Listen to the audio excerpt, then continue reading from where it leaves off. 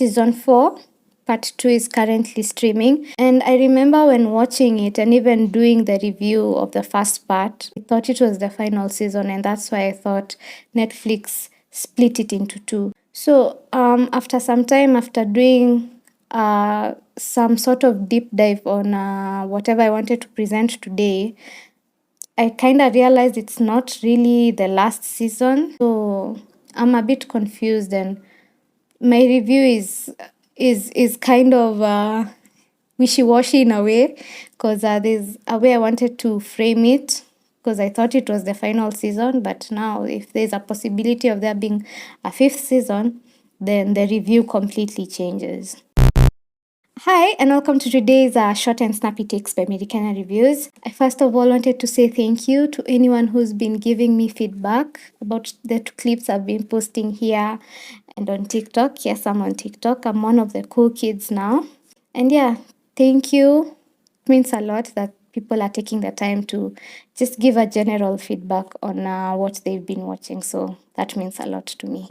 Honestly speaking, the part 2 for me was sort of a snooze fest. I don't know why. I enjoyed part 1 more than I did part 2. But part 2 had some really good reveals that I enjoyed. And I think with this review, I'm going to try to go through it with some spoilers. I know I usually do non-spoiler reviews, but today I'll have to do some spoilers here and there. If you haven't watched it, this is where I think you should check out. But if you don't care, welcome.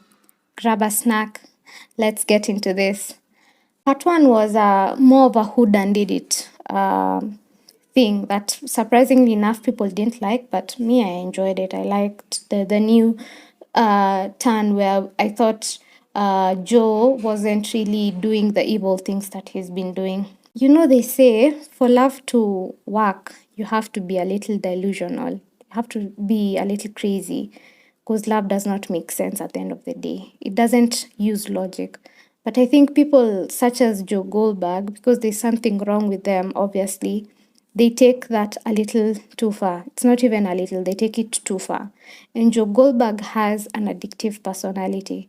That's why when he loves, because there's no love there, once he loves someone, he does not let them be. It's love to a point where you have to die because I am crazy. That's just Joe's personality. We've talked about obsession. Joe is still obsessed, but in this case, he changes his obsession from the regular women we see him being obsessed with to a personality called race.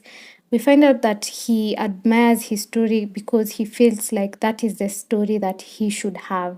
A guy from a poor background who finds out he's rich and then he changes his life.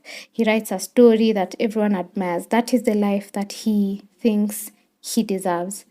And when he finds out, or when we eventually find out that Joe is the one who's been behind all the murders, we find out that he basically didn't really accept the person that he was because he couldn't justify why he was like that. So that's why he sort of imagined or created this personality in race to blame the murders on. Remember when I said people like Akina Joe, when they do whatever they do it because they justify it with something. Or I was doing it because I loved this person, I was protecting this person, that's why I killed all these people. It's because they really do not want to admit who they are, and who they really are just murderous people who will kill regardless. They don't even have to have a reason as to why they need to kill. They just do it because it's just in them. And Joe comes to that realization that he doesn't do all these killings because he wants to protect all these people that he justifies he needs to protect or loves. He comes to terms with this part of himself that is so bad, and makes peace with the fact that I'm just a really gross person and this is me. Keeping each other right.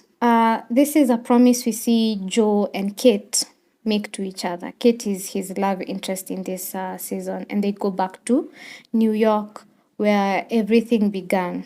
You season one began in New York, so we get to see them go back to where it all began. And the difference between Kate's and Joe's dynamic and Joe and Love's dynamic is that moving forward, Kate and Joe want to be good to each other. They want to do some good.